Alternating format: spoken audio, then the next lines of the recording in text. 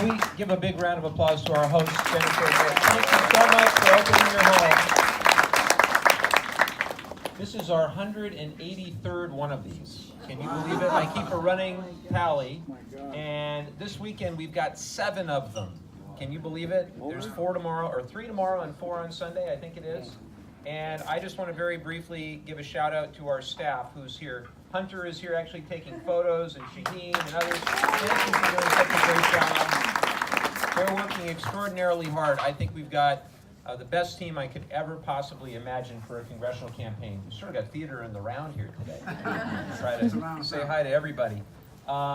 Many of you have met my wife, Chrissy. I've got an extraordinary partner.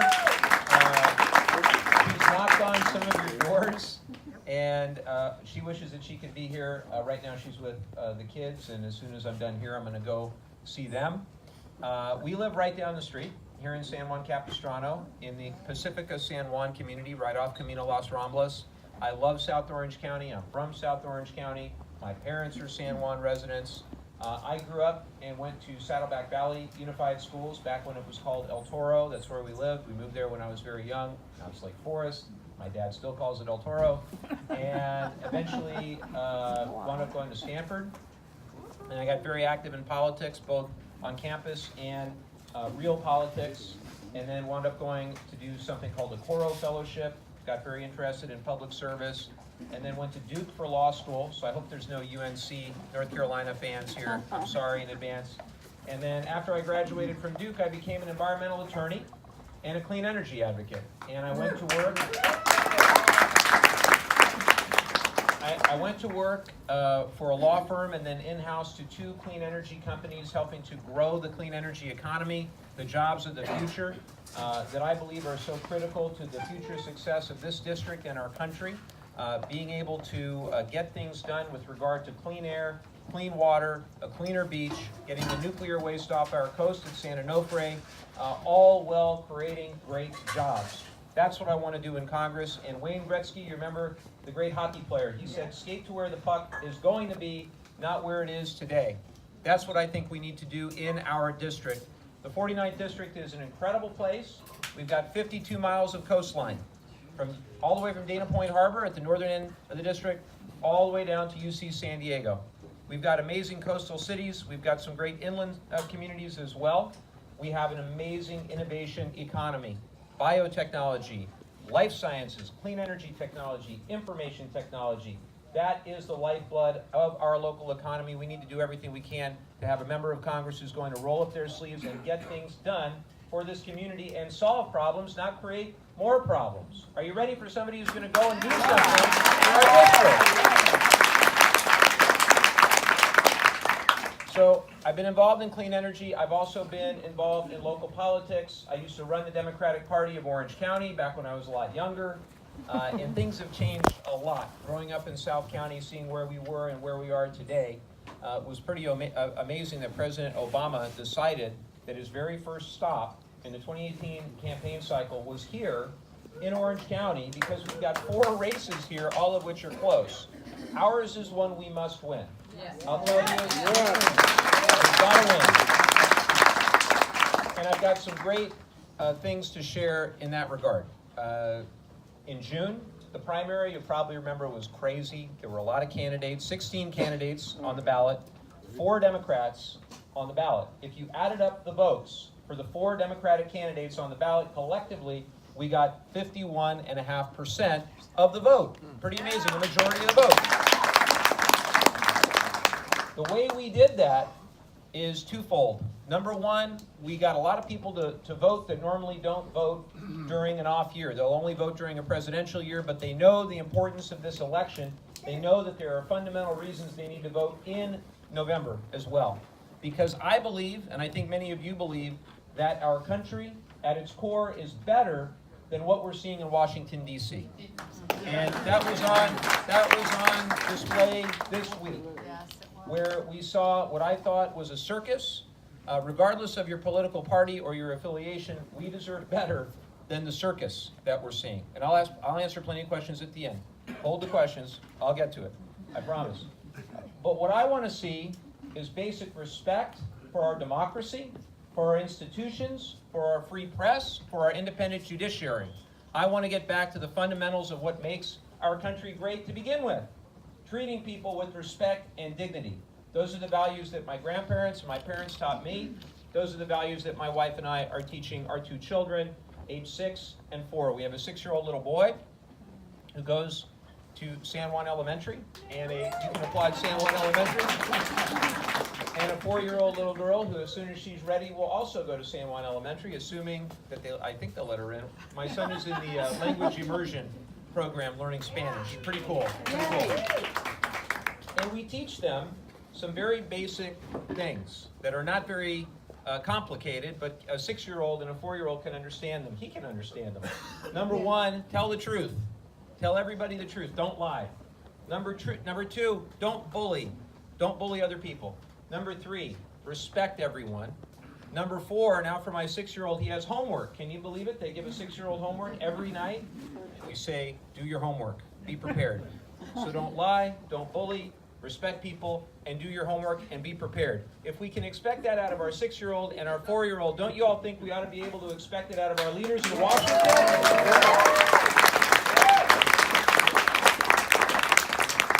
Somewhere along the way, we lost our way, and now we've got this hyper-partisanship, this toxic rhetoric, this governance by tweet.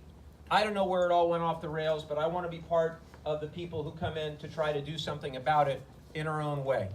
And I think that what we are seeing in this election, in this district, is reflective of what we're seeing in many districts across the country, which is that we are tired of what we are seeing in Washington, and we want to change. And we want somebody who's going to get things done for the local community, but also be a check on corruption, a check on what we're seeing.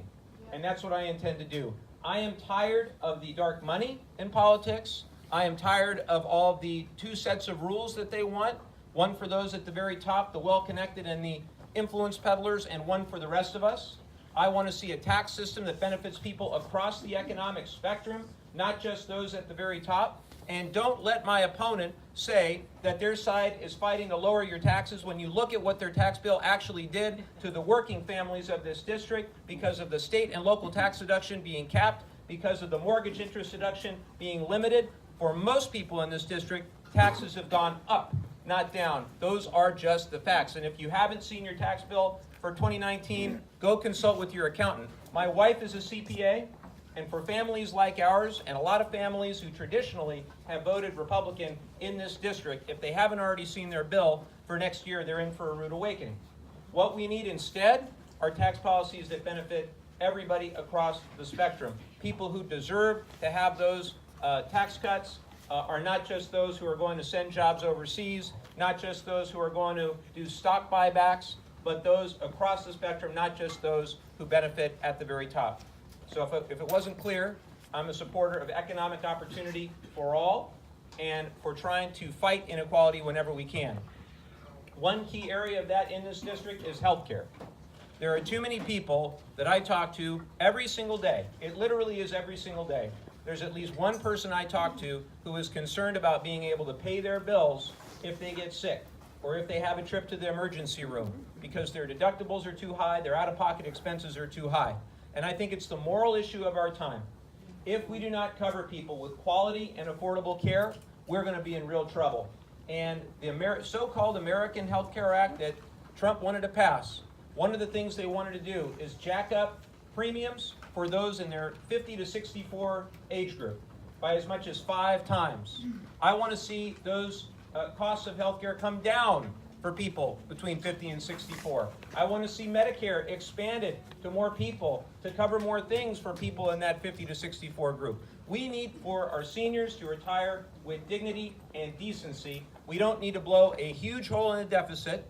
Long term, blow up our debt by $10 trillion at the current pace we're going. And then phase 2 is go after our earned benefit programs, go after Social Security, go after Medicaid, go after Medicare. I don't think that's the right approach. Do you think that's the right approach? No. No, but that's what the other side is pitching. That's what they want to do. Now, the reality is this. We've got 38 days to go as of tomorrow. Right now, the polls show if the race were tomorrow, we would win this race. We are ahead in the polls.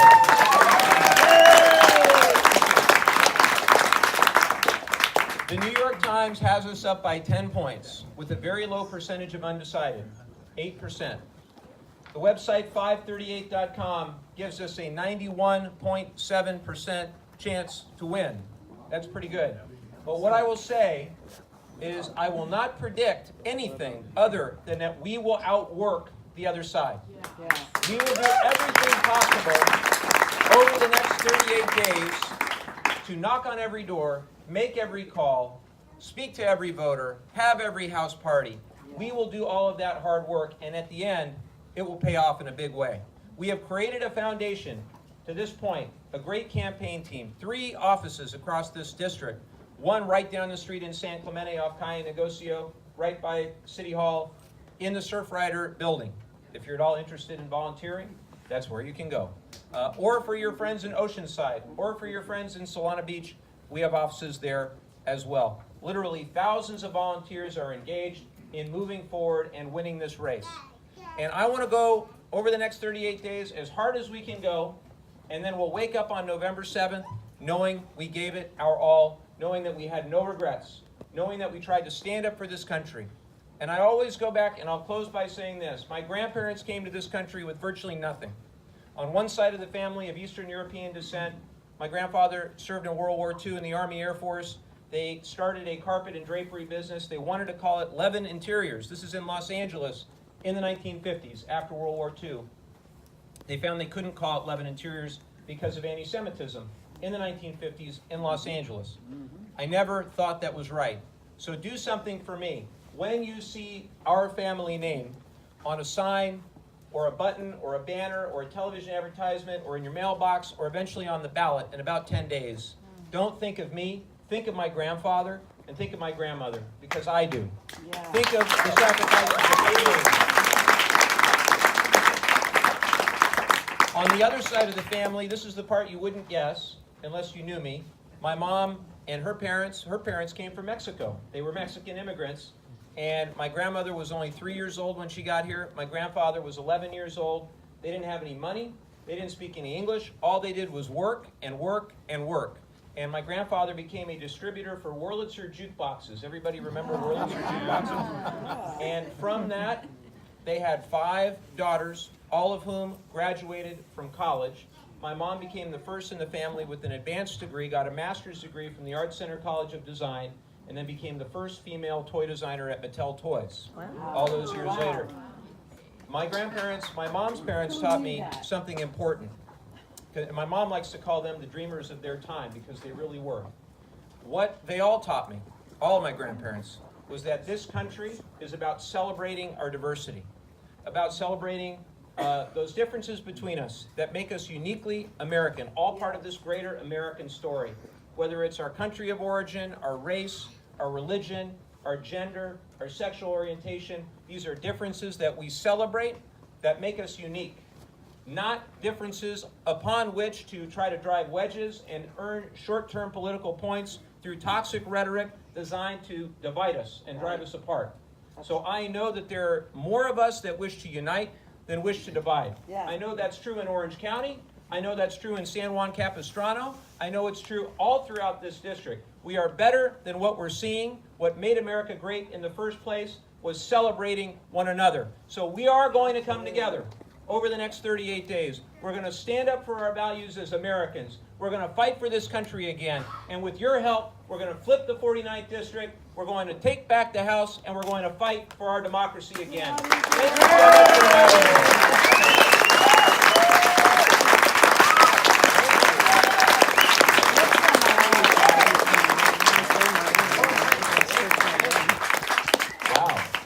So much. I want to thank our hosts again, and I'd be happy to take your questions. And you have been waiting patiently. Yes, sir. Comment and a question. Yes. The comment is, if everybody looked at Fox News or any of the conservative papers or news media over the last 8 years, what was their big thing? The huge deficit. Oh my God, what's a huge deficit? And the irony now, this new tax package is just blowing a hole in the debt. And my second comment is, have you talked to Sarah Jacobs? Because I don't want to get in a situation with Hillary and Bernie Sanders where I think some Bernie Sanders folks said, doggone it, we got shafted, I'm going home with the tail between my legs. You know, and Sarah came very close, and hopefully her folks will lick their wounds and support you. So Sarah's been incredible. She's been there with us every step of the way in the general election since the primary. She and her entire family have been very supportive. She's come and knocked on doors with us. In fact, is going and knocking on doors tomorrow morning with Flip the 49, and she's great. She's extraordinarily class act all the way. As far as the debt goes, you're absolutely right. And what I see is over the next 10 years, if we continue on the course that we're on, we'll add $10 trillion to the debt. The debt to GDP ratio will be the highest that it's ever been. And the percentage that we pay as a percentage of the GDP to service that debt will be the highest that it's ever been. Now, I want to remind everybody that in the financial crisis in 2008, what got us back on stable ground was the full faith and credit of the United States. And if we no longer have the full faith and credit of the United States, the next time we're in a big financial problem, we're going to be in an even bigger calamity. It probably, in hindsight, was not a good idea to have a president who's the self-professed king of debt who bankrupted 4 casinos, because he can't bankrupt the country. You can't do it. We've got to maintain fiscal stability. We've got to get back on a course towards a balanced budget, and we've got to reconsider what our priorities are as Americans. Do we value, for example, a big tax cut for those who don't really need it by and large, or do we value things like infrastructure, shoring up Social Security, Medicare, and Medicaid? Where are our priorities? What do we value as Americans? That's the question we've got to ask, and I think we've got to reassess our fundamental values. Thank you. Over here. Yes, sir. Right when you started, but can you say something about your stance on acting on climate change? So that's what I've been doing my whole career. I've worked with the Environmental Protection Agency and the Department of Energy. I really miss when we had a Right when you started, but can you say something about your stance on acting on climate change? So that's what I've been doing my whole career. I've worked with the Environmental Protection Agency and the Department of Energy.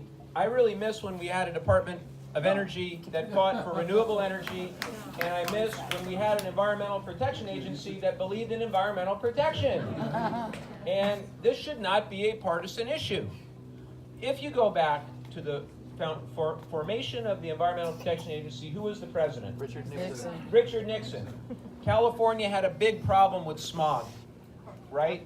I grew up in California, in Southern California, in the 80s, here in Orange County, and we had the smog alerts. Who grew up in Southern California here? Yep. A lot of people. A lot of people. Remember the smog alerts all the time? Hard snow days. Couldn't go outside and play during recess. Couldn't go outside during lunch because of the air quality. I'm not going back there.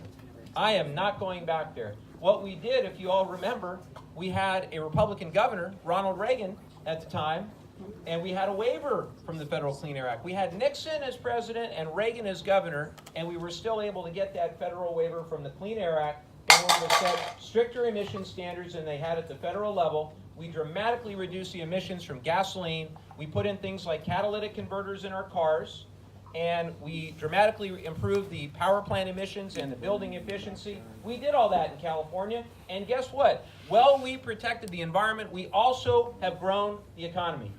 Fast forward, yes. Fast forward to 2006, when another Republican governor, Arnold Schwarzenegger, passed some of the most ambitious legislation in the world to further reduce greenhouse gas emissions, AB 32, and we've put in place a variety of measures, including cap and trade, that have achieved bipartisan support. We just passed SB 100, where we're going to get to 100% clean energy in the state of California by 2045. I've never been prouder to be a Californian. My opponent the other day in an interview said, if we as Democrats take back the House, it'll be like California all over the country. I happen to like California. I don't know about you. She really did say that. And you know what she also said about climate change? She said, well, I'm not a scientist. I haven't had time to research, or I can't understand the research. So I was thinking I would bring her a book, Climate Change for Beginners, that I also gave to Daryl Issa when I started the campaign. It's got pictures so she can understand the basics. Yeah, be careful. Yes, behind me, somewhere. Yes, sir. So I've had to stare at the back of my head this whole time. It's okay. I heard everything you said, and I agree with everything you said. However, the biggest issue bothering me is the polarization. Yeah. I mean, it's just killing everything. So what, as a congressman, will you be able to do, or how can you bring us together? Because all the things you say are wonderful, but if you can't get the other side to concur with you on these things that are obvious, because they're so polarized, it's gonna go down the drain. So what can you do to bring us together? I can't fix the whole problem myself. Somewhere along the way, we got completely out of whack with regard to trying to work together to get things done, and it shouldn't be that way. John McCain, recently we all know passed away. It impacted me in a way that I did not expect, because I didn't vote for Senator McCain in 2008. I often disagreed with him on policy, but I never questioned his patriotism. I never questioned his sacrifice for our country, and I never questioned that he wanted to do something greater than himself by service in the United States Senate. And anybody that goes to Washington and tries to serve in Congress, I believe has got to be doing something greater than serving their own self-interest, and has to be serving the constituents of their district where they are elected. And for me, I know full well that if I were to win, I would also be representing over 150,000 people who voted for Donald Trump. And I'd have to be their member of Congress just the same. All I know is that, just like Issa had very few town hall meetings, he had 3 of them in 10 years, and how he basically had a closed door. If you went to his office in Dana Point, it was literally, the mail slot was literally taped shut because he didn't want us to deliver a letter or anything like that. It was nearly impossible to get a meeting. Well, all I can do is the opposite. I can try to over-communicate. I can try to have gatherings like this, not just when I'm running, but once I'm in there. I want to have one town hall meeting at least a month. And you'll all let me know if you're sick of me. And just the same, as shocking as it may be, I want to have friends on the other side. I do have friends on the other side. One of them was Rocky Chavez. Rocky Chavez, who would have been, I think, a stronger general election opponent for the Republicans, but he's a good and decent person, but he worked with us on environmental policy, on immigration policy. It wasn't that long ago that Ted Kennedy and John McCain were trying to pass comprehensive immigration reform, when Ted Kennedy worked with the Bush administration on public education. So it doesn't have to be as polarizing as it is today. I think that there's a lot of reasons. One is also campaign finance law is completely screwed up. The Citizens United decision needs to be overturned. If they confirm Kavanaugh, it's not going to make it any easier to do that. But we need transparency and accountability. I am proud of the fact that we've run our entire campaign without 1 penny in corporate PAC money. No corporate PAC money at all. My opponent gets money from the oil companies and the NRA and the Koch brothers and all the rest. And if you want to see why they vote the way they vote, look at who funds their campaigns. It's not rocket science. You say, how could they vote for the pharmaceutical companies, the insurance companies, at the expense of the average American whose healthcare costs are going to go up? How can they vote against net neutrality, where the big telecom companies will win and nobody else will win? Why is it that they want drilling off the coast? Well, they're funded by big pharma, big telecom, big oil. It's no surprise, just follow the money. And on our side, follow the money with us, and you'll see a huge number of grassroots donors all across the district, the state, and in our race, we've got over 130,000 people all across the country that care very deeply about taking back the House and taking back our democracy. Yes. So, quick comment is that I am doing all I can to help you win. I'm Absolutely. canvassing all the time and I work full time and I have 2 kids, but I really believe in you and I thank you for all your hard work. And I just wanted to extend that to everybody here, anyone who wants to help canvass, phone bank, everything. Like, really, it is a wonderful team of people of volunteers. There's so many of us that are just working really hard for you, because we see you working so hard too, and we know that you're gonna represent us. And then my question actually is, so I'm a nurse practitioner, healthcare means a lot to me, and and when I talk to people at their doors, a lot of people ask, okay, so, you know, we want Medicare for all, or options for Medicare, like how are we gonna pay for it? And personally, I think that, yeah, part of it is stop taking money from the pharmaceutical companies and stop giving them all these breaks and allowing them to do all these cruddy things. And so, anyways, I wanted to see what he would say about how would we pay for increasing medical care. So it's very simple. It goes back to a matter of what our priorities are. We've got the money to pay for some things, but not for everything. We've got to be fiscally responsible. And if we start with the premise that we don't need $1.5 trillion of tax breaks, actually more like $1.9 trillion of tax breaks, to reduce the corporate rate down from 35 to 21, and to reduce marginal rates at the top the way that they did, which overwhelmingly 81% of that goes to the top 1% of Americans. We also, just today, I don't know if you saw, the House passed the second wave of the tax plan, where they made permanent the state and local tax deduction, the cap of $10,000. They made that permanent. However, the Senate is not going to vote on it, but the House did that today, and if they were to maintain control of Congress, they would inevitably make that SALT cap permanent. Very bad for California families. I bring that up because those are decisions that are being made at the expense of other significant decisions, one of which is to protect the Affordable Care Act. They're doing everything they can to undermine the ACA. The uninsured rate in our district, in the 49th, went from 15% before the ACA to 6.4% today. Dramatic improvement in the 49th district. And I cannot imagine why we would want to go back, or why we would want to lie to people and tell them you'll be covered, but if your plan is no good, or if you've got a pre-existing condition and your deductible goes sky high, what good is it?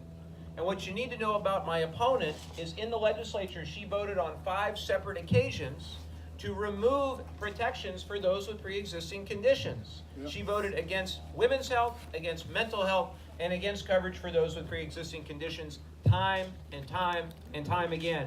Those are her values.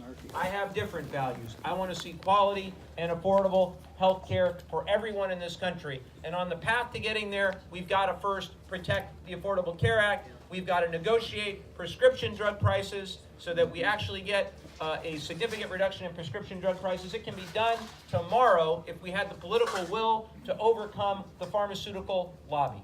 And we could do it while maintaining innovation, particularly in a district like ours, which relies on biotech and life sciences. We can do both. Industry wants to work with us. I'm incredibly honored to have the endorsement of the American Medical Association. A lot of them are Republicans. The American Nurses Association, the National Union of Healthcare Workers, they want to work with me. I want to work with them. Let's come to some common sense conclusions about how we solve our healthcare crisis, and not just do giveaways for insurance companies and pharmaceutical companies. Thank you for the question. Yes. I'd like your advice on, for us talking to other people, to simplify what you stand for. So your opponent, one of her taglines I see is like less taxes. What would you like us to communicate to others?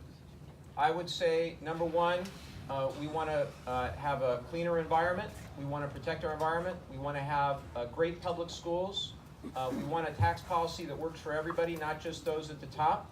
And we want to be holding this administration accountable. If you believe that the direction of the country is going just fine, we're probably not going to get your vote. However, if you think it's time for a change, and if you think that we deserve better than what we're getting in Washington, and that we need a member of Congress who wants to solve problems, not create more problems, we probably should get your vote. And as far as the whole narrative about tax fighter, well, most working class men and women in our district, their taxes under this president have gone up, not down. Right. That's just the facts. Those are the facts. It's the fact. It's the truth in my household. It's the truth in a lot of your households. Yes. And there's a lot more too, but I would encourage you that we have a whole narrative, and we can give it to you. No, I So you- have the whole narrative. Okay. And it's like, I'm not a great communicator, and I can't hit all the points, but it's like, what is the thing that you want us to communicate? That this is it, we can do better. You know? Cleaner environment, opportunity for everybody, better public schools, healthcare access. Those are a few. There's a lot more too. Also, common sense gun safety. Everybody cares about different things. Wanting to see common sense gun safety, common sense responsible gun ownership. My opponent has a lifetime record from the NRA of 93%. I think we need people that are going to stand up to the NRA. She wants to keep the door open to arming teachers. I can tell you that's a pretty bad idea. The teachers think it's a bad idea. They support our campaign. I don't want to go and worry about the safety of San Juan Elementary when we drop off our kids in them. I drop off my kids every morning. I want to know that our schools and communities are safe. I don't think we need weapons of war like the AR-15. I want to see common sense. It's a long way removed from when my grandpa had hunting rifles to see an AR-15 in somebody's house. So, yes, I know you had one and you'll be next, okay? All right. Yeah, go it's for it. actually, Oh, it's actually my friend. yes, sir. Go right ahead. You weren't running 2 years ago, but I'm a retired colonel, so I voted for the retired colonel. Where does he stand with you? Is he with you? He's been kind of, out of the political stuff ever since. But I can tell you that all of his key supporters are with us. Good. And, I have nothing but respect for his service, and I appreciate your service as well. He And came it's- close. He came very close. He did. It was the closest election in the entire country for the House. And Darrell Issa knew the writing was on the wall and decided to call it Yeah, quits. yeah. What I will tell you specifically is that I will have a full-time person on our district office team who is a retired veteran, a military veteran with local military experience, who will be our full-time liaison to the military community, to veterans, active duty, retirees, and reservists, because I think it's critically important that we are an integrated whole in our community. Camp Pendleton is an extraordinarily important resource in our community. We've got to have great partnerships, and we've got to take care of our veterans. I was just at Interfaith Services the other day in Oceanside. They house homeless veterans. There are far too many, hundreds of homeless veterans in our district. One is too many. And the Republicans have talked a good game, Darrell Issa has talked a good game, but there are hundreds in our community. What the federal government needs to do is fix the formulas that the Housing and Urban Development Department, HUD, uses in order to determine who gets those vouchers for homeless veterans. And we are not getting our fair share, and I want to fix it. And we need people at HUD who actually know something about housing. No offense to Ben Carson, but we need people who know about housing. And we need to avoid the privatization of the VA as well. Thank you. Thank you. Yes. One more question. And This Mike will is stick Robbie. around- Mike, You wanna say Mike hi? will stick around for a whole bunch after, but one more question, and then I know our host wants to say a few words after. All right. One more question. Right there. Me? Yes. Okay, as a business owner, me, small business, immigrant, me, single mother, what can you do? Wow. Well, Sorry. what kind of business do you have? I own a moving company and I live at the other side of it. And you know what? The taxes, yes, it hurt me. Because I pay $24,000 in property taxes Yep. and I only can deduct 10,000. But I understand. What can you do for me? Well, number one, hopefully make it easier for you to prosper in your business by reducing your tax burden, by reversing the state and local tax exemption, and by making it so that the people that work for you actually have enough money to be able to afford to live in a community, so you can actually afford to hire more people. Because what I hear all the time from small business owners is that they have a very hard time finding people who can afford to work in service-oriented jobs just because it's so expensive to live here. So we've got to do everything we can to fight for more affordable housing, for transit-oriented development, because we don't have nearly enough. We've also got to improve our roads, our bridges, our infrastructure, because if people can't get to and from, the average commute in this district right now is 27 minutes each way. And so when we talk about infrastructure, we've got to improve on that. Now that's a long-term thing. I give you one quick one. Yes. Workers' comp. State of California is the most expensive one in 47 cents a dollar. And the only one who can insure me, because I own a moving company, and it's Zuni Movers, by the way. It's crazy, 47 cents on the dollar. And I make sure I hire good people. Yeah. But the minute I get a claim or anything, it goes up. And only Yeah. the state of California can insure me as a moving company. Now, thank God, I got another one, but still very, very expensive. I can solve that problem right now and say, okay, you lower my insurance and I can pay my employees more. I Yeah. don't need more.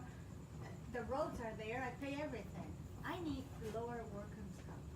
Totally And understand. I Well, will pay my employees more. part of that is a state issue, and part of that is those insurance companies making windfall profits off the backs of small business owners. And, you know, that gets back to those insurance companies probably buying a lot of politicians, both in Sacramento and in Washington. But I'd be, you know, delighted to speak with you more about it. What's that? Pass it on to the consumer. That's what he said to me. The consumer is the one getting the shaft in general in this country. The Consumer Financial Protection Bureau, I happen to believe was a very good idea. And now you've got Mick Mulvaney and others that were running it that basically want to undo consumer protections. You know, a lot of people like to say all regulation is bad. And the reality is some regulation is bad, but some is protecting us. It's protecting our air, our water, our children, our workforce. I get very nervous when I see them the EPA, as an example, wanting to go after asbestos, say that it's okay to put asbestos in our buildings, or say that we're going to bring back lead paint, or say that they're going to bring back literally a nerve agent derived pesticide. If you just saw this, Dow Chemical Company gave $1 million to the Trump inauguration, and now they want to bring back a pesticide that has been conclusively linked to brain damage in children. And they want to do away with consumer protection. They want to do away with safeguards against predatory lending, including for veterans. And I know that if we continue, it's just going to get worse and worse and worse until we stand up and fight. We need members of Congress who are going to stand up and fight for regular people, not just for special interests and the biggest corporations. Thank you.